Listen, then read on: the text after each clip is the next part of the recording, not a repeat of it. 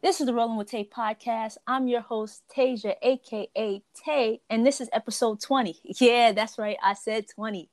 And on today's episode is my guest, Blaise. We haven't actually met in person.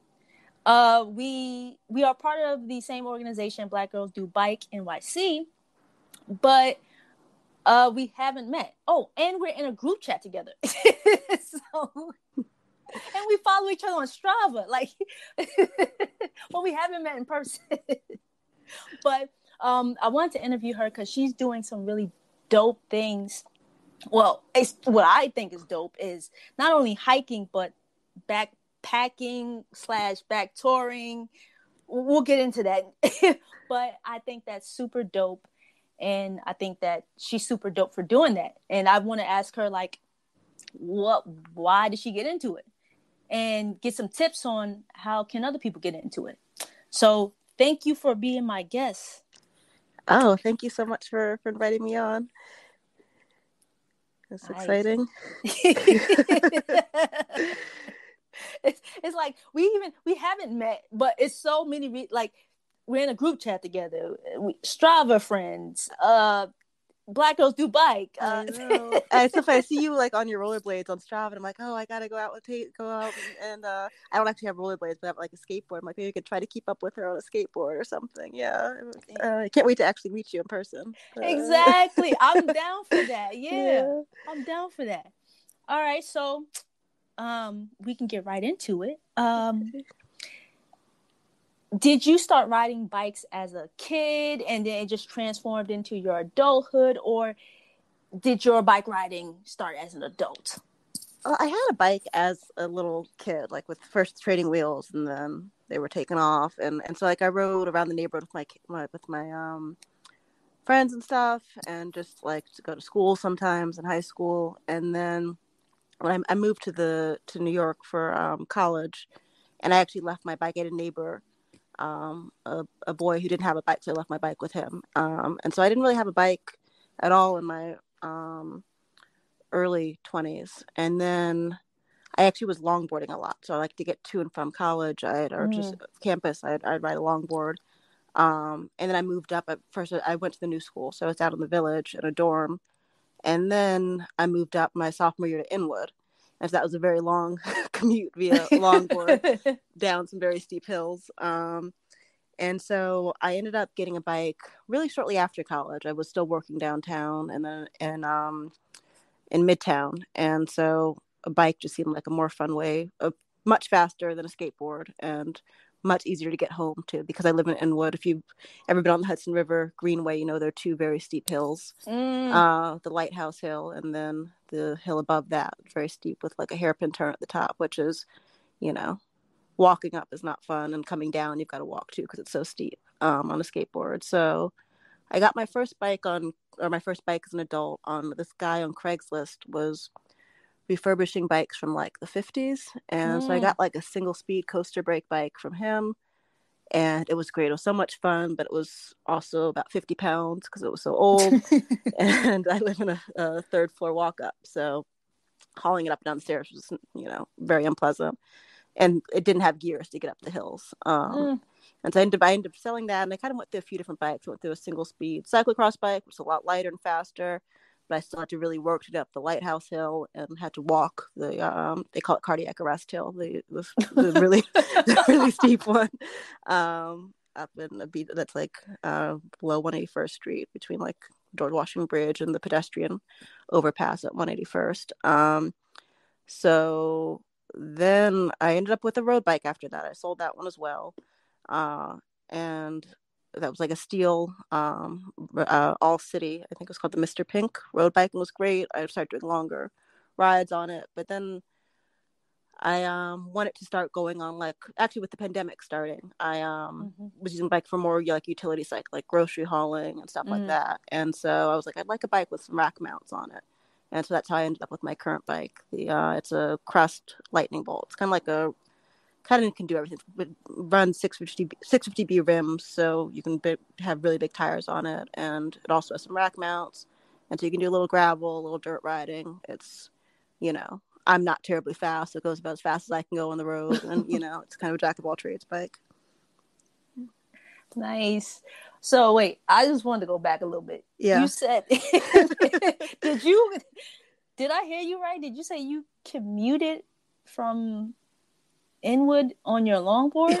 Yeah, not in like all weather, but on like nice days, a longboard's actually not that much slower than probably a single speed, if you really push hard. But it had huge wheels on it. So like a big like short board wheels, like say 60 millimeters. I had like 80 millimeter wheels on it. It has called like a double drop deck, which means it's super low to the ground, so pushing is really fast and efficient. But yeah, that's how I got around town for the most part, and for a few years. Yeah. That's dope. That is It was an experience. I probably create some real muscular imbalances, like my one leg is way stronger than the other. Oh, wow. Dang. How long was that commute? It's about, I know now, having a bike with a GPS. Before I didn't really know quite how long. My commute was about 9 miles, maybe. Yeah. But it's so flat once you get past the uptown hills that it was not as hard as it sounds. Sheesh, them hills. I know those hills you're talking about. Yeah. Those hills are to take you out. Yeah. But the upside of a skateboard too is it's so small that if you want to hop on the train or it's not like an ordeal to bring it on the subway or anything. Right. It's not taking up too much real estate. Yeah. Wow. Yeah. Oh, that's really cool. Okay, so then what sparked your interest in bike? Okay, so I don't know what it's called. Bike camping, bike packing. I think it's all the above. Yeah. I think it all works. Yeah, I think it started as bike touring, I guess. I've heard people call it cyclo touring. And then I think once people started like touring on mountain bikes and like doing like real like maybe hiking trails or mountain bike trails with gear, they came up with like, the frame bags and big handlebar bags and the kind of the stuff sack kind of set up. And then people started calling it maybe bike packing to differentiate it from like road touring. But now I hear people call just about anything like it's like a multi-day trip or an overnight trip bike packing. So yeah. So what got you into that? Well, I grew up, one of my best friends growing up, her mother worked, I grew up in the DC, the DMV area. And so, but one of her mother was, worked as a cook and like a kind of coordinator for a backpacking summer camp down in North Carolina, and a little kind of town or kind of enclave called Silo, which is right next to Burnsville, which is about like an hour from Asheville. And so that was like I was there from like the ages of 10 to 13 and then worked there as a teenager. So that was like a 3-week camp where we'd, go on a 2-day hike, a 3-day hike, and a 4-day hike, mostly like on the Appalachian Trail and like Linville Gorge and stuff. And then as a when I was like 16, I worked there like all summer. So I did a lot of hiking and backpacking with that camp. And then so years later as an adult, once I started, I always missed camping and hiking and all that. And so once I started riding a bike, I don't know if I saw it on YouTube, I saw somewhere, maybe I just saw like some people riding by, like, and they had a bunch of panniers on their bikes, like, oh, where are you going? Like, we're going to Vermont or whatever. And I was like, oh, wow, you can do that on a bike. And I think I'd probably seen somebody with some, stuff strapped to their bike, but I was like, okay, that looks like a lot of fun. A way of kind of combining, I got into cycling at that point, combining two things I really like to do. So, yeah. That's dope. Yeah. Before we started, I was, telling you a little bit, like, my coworker and I, right? We had this plan. This is before I even had a bike. And we're like, yeah, we're going to get bikes and we're going to ride the Greenway. So the Greenway goes all the way up, I believe, it starts in Maine and goes all the way to Florida. Yeah, I've heard about that. Yeah. Right? So we're like, oh, we're going to do that, right? Neither one of us have bikes. Yeah. we haven't been on a bike in years. We're like, we're going to do that. It's like, all right, well, how long is this going to take? And then we're like, wait a minute, maybe we should just do like from New York to Maine. We're like, all right, cool. We're going to do this. We're going to do that. And Tasia, you practice. And my friend's name is Angelo. I was like, Angelo, and you practice.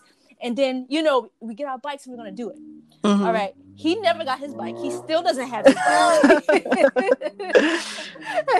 I've got my road bike. Yeah. And just like after riding and like doing a few centuries, I'm sitting here like, that's hell so impressive. No. Hell no. All this gear. Nah, I couldn't do. Like, what's the most you've gone mileage wise?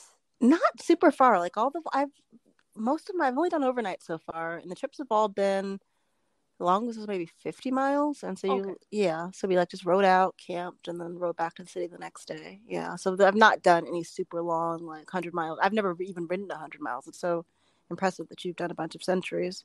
So like, yeah, no, I've never done like a super long day in the saddle with gear on my bike. Gotcha. Because without gear, I'm still like, well, shucks, when is this going to end? When am I going to get there? Yeah, I really want to do like a longer, like maybe multi-day trip, or really get out there for at least a few days. But so far I've just been done like overnighters, like leave on Saturday, home usually almost by lunchtime on Sunday. Stuff like that. Oh, that's cool. Yeah, it's fun. So then what type of gear do you take? Like, what if you're going for overnight or a long weekend, what are you packing with you? So it's mostly like a lot of the same stuff you take on a camping trip. So like I bring a sleeping bag. Obviously I have like an inflatable sleeping pad. I'm trying to think what else. Oh, a tent. So I have like a very small, like it's supposed to be a 2-person tent, but you can only really fit 1 person comfortably. A tiny little like MSR, I think is the brand stove. That is, so funny, when I was growing up, like the stoves were like a huge ordeal with a canister, and the canister actually fits into the pot, like the cook pot. It was like lighter matches,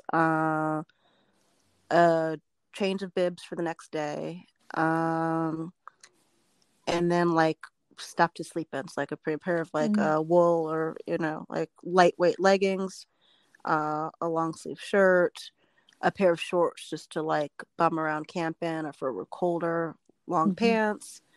I have like a lightweight like little down jacket from Uniqlo, like they're ultralight down, it's super small, that I pack up with me. And then like a cell phone charger. I'm trying to think what else. Like a small first aid kit, a small toolkit for the bike. Lots of water. I usually bring a water filter with me in case. But the cool thing about road bike touring, which is, there have been some gravel sections, is you're usually close to a store near the campsite. Like all of the campsites you've done so far, there's a store within 10 miles of the campsite, so you don't have to pack a ton of food with you. So like the last 10 miles of the ride are usually when you grab food at a local supermarket or deli or whatever, and that's either cook over the campfire, or in the stove, or get like a packet of instant oatmeal or whatever. So you're most weighted down for that last like 10 miles. But heading out, you bring like ride food, like bars, granola, whatever you'd like. But I'm trying to think what else I pack. That's about it. I think a rain jacket or a poncho is always a good thing to have on you.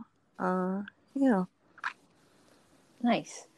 So if I was to go, right? Yeah. And I'm like, all right, 10 miles is a 5 guys. I'll be back, guys. Yeah. And I come back to the campsite with 5 guys. Yeah. Are people going to look at me like, no, she's not real? No, the last trip I went, people came back with like Popeyes or something, like rode out like, because last trip was at like Croton Point, which is right next to like Croton and Ossining. So people were like, oh, we're going to get some like beer. And they came back with like fried chicken sandwiches and little like, and like, I think they went to some kind of like, chicken place, I think. Some people like bought a rotisserie chicken at the grocery store and just like made sandwiches. Oh, see, It's whatever.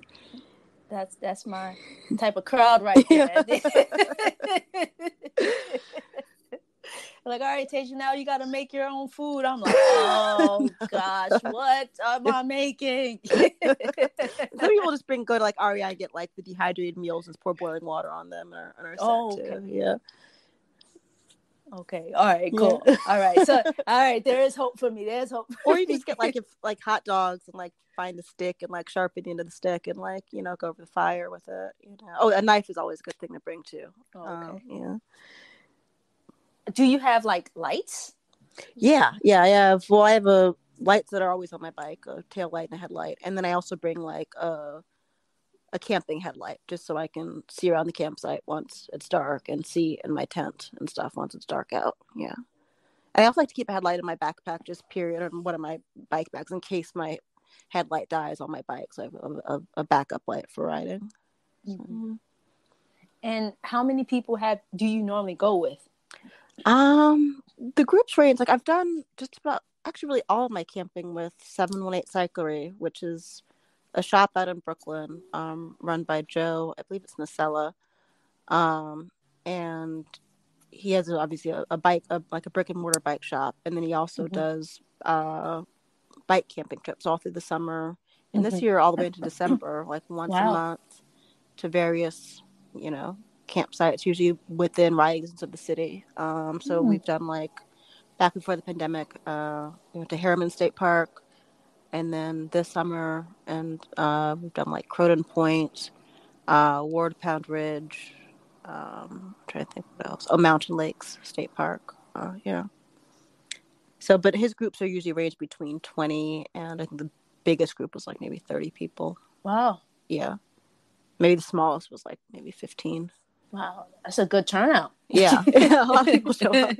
That's a good turnout, especially for someone that's looking to get into it and doesn't know anyone else who may be interested in it. You have this community where you can, go with these people and not feel afraid, because that's my thing. Like I want to do some of this stuff, but I've never camped. Mm-hmm. So setting up a tent, doing all this stuff, I just I haven't done it. Mm-hmm. So for me to go out and just say, all right, I'm gonna do this, and then I'm like, I get a little discouraged, and then I'm like, all right, you know what, I'll just go and stay at different hotels. And then I start looking at, I'm like adding that up, I'm like, oh, this is becoming an expensive expensive trip.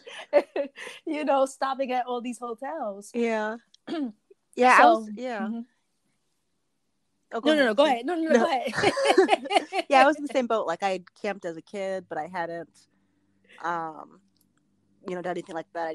I had never even used like a modern tent. Like it was more of like a wilderness camping experience when I was a kid. So we had like a ground tarp and a tarp we like strung up and made a lean-to with, and that was it on backpacking trips. So I had no idea to really put a tent together.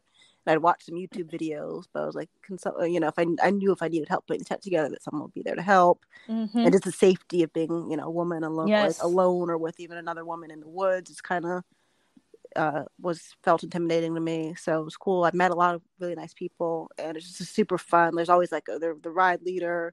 It's usually Joe, and then there's a sweep to make sure no one gets left behind. And it's a super like relaxed pace. Everyone just kind of goes at their own pace, and we regroup at different stops. It's it's really fun, and really beginner friendly too. That's cool. Yeah. Thanks for sharing that information with me. I am definitely going to check it out. Yeah. And, hopefully you see me out there. Oh, definitely.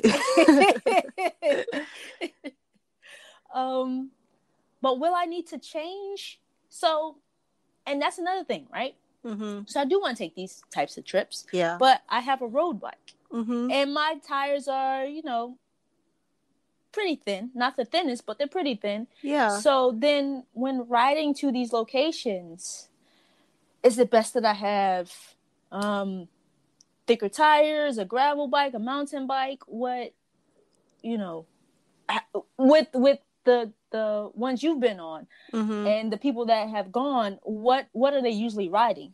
It's funny. I see all kinds of bikes from people who are like 80s mountain bikes, and they've like jerry rigged a rack onto them. People with like full out touring bikes, they've got all the eyelets in the world, and and then I've seen people on like road bikes with 25C tires, and they either managed to find a rack, because they do make racks that are compatible, and have just put a couple panniers on the rack, and then like strap their tent to the top of the rack, like a rear rack. Or I've seen people on road bikes who've used a full frame bag to carry a lot of their gear, and then like a soft bag that attaches to the seat and seat post in the back, and like a large handlebar bag, or even a handlebar, what do they call them? Like a stuff sack roll that attaches to the handlebars.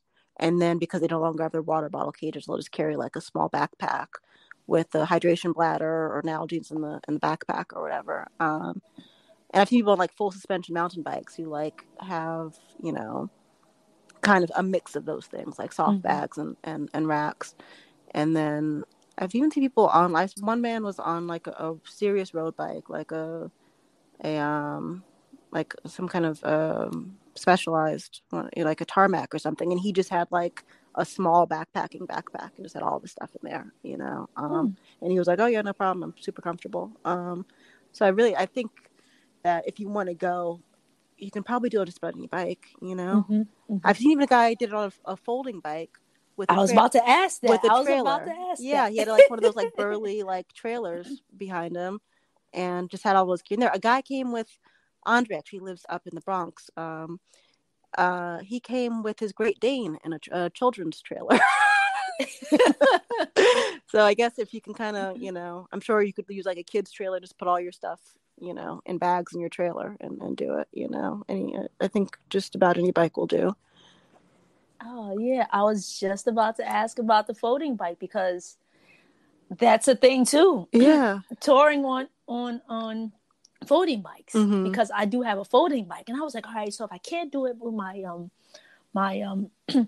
road bike, maybe I'll do it with my folding bike. Yeah, you probably, with a trailer, that would be like, you probably carry just about anything and everything you probably do like a multi-day trip with a trailer too.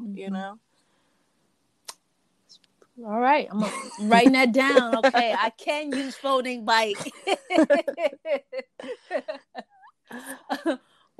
What do you prefer better? Bike packing or traditional camping? That's so funny. I've not like gone on a traditional camping trip in so long.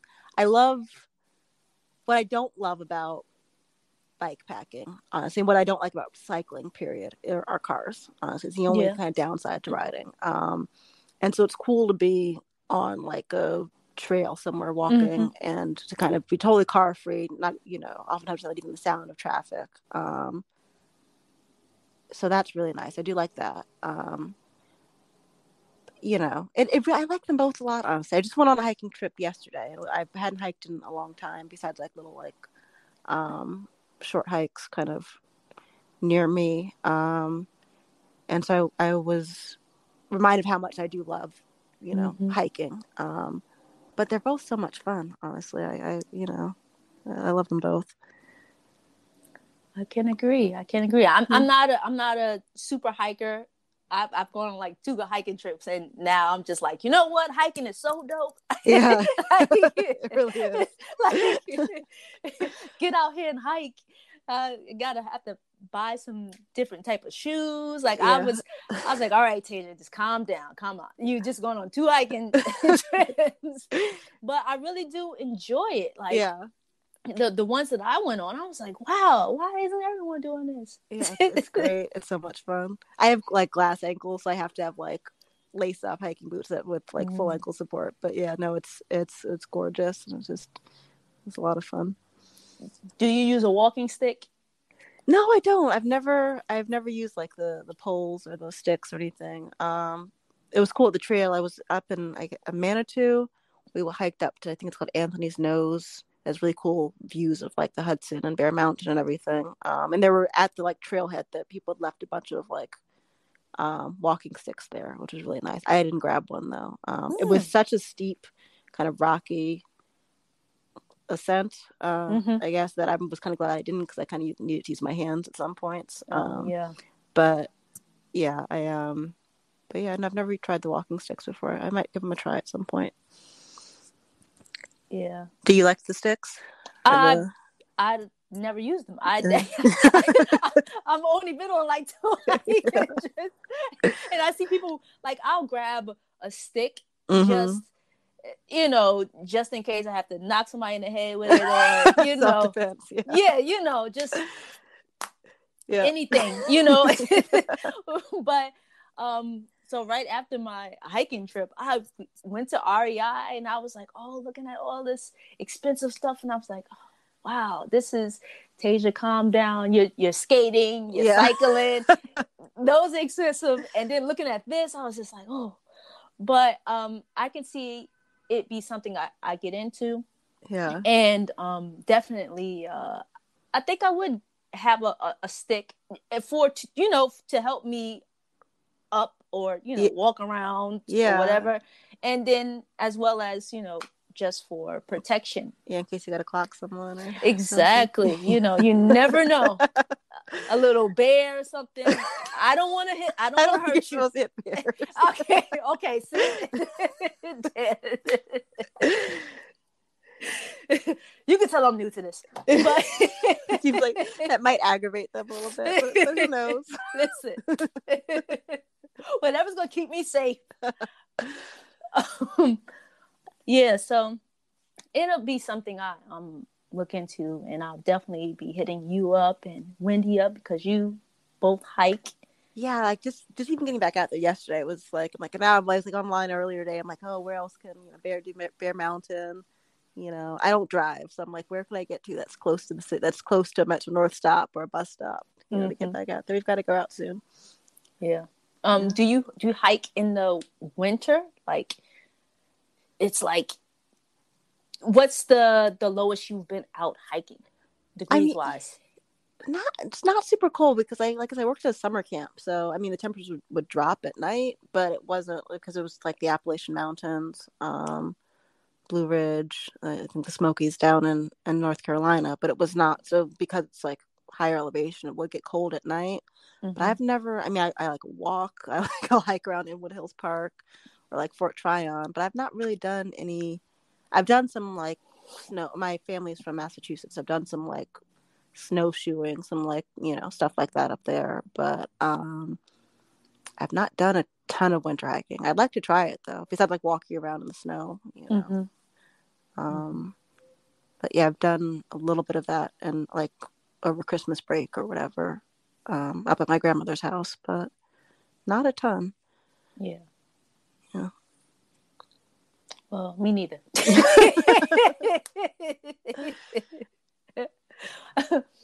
Okay, before we wrap up,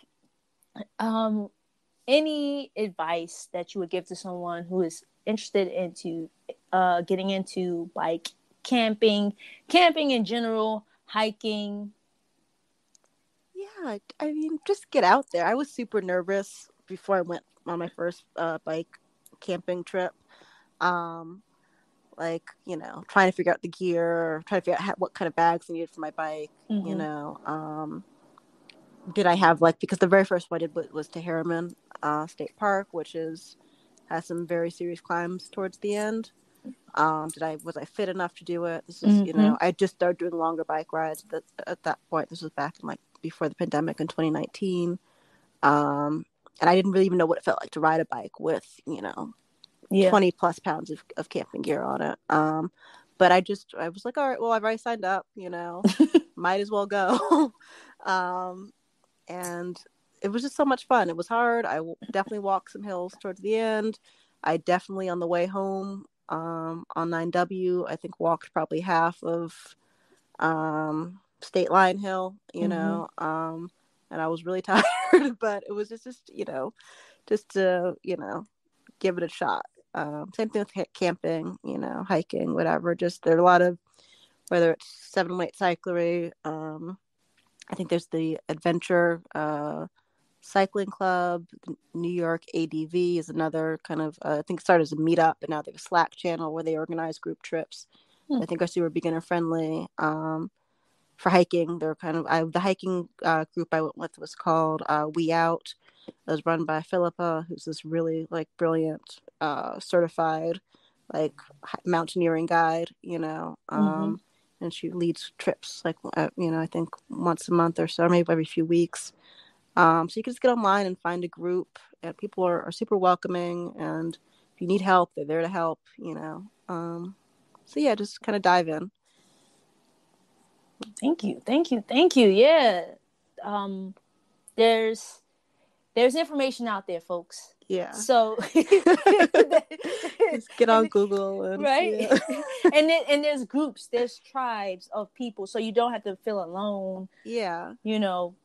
To do a camping trip, bike camping trip, hiking. Yeah. There are groups Yeah. out there. Mm-hmm.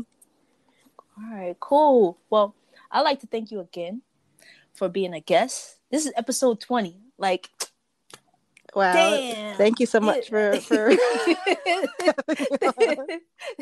Thank you for being a guest on episode 20. Wow.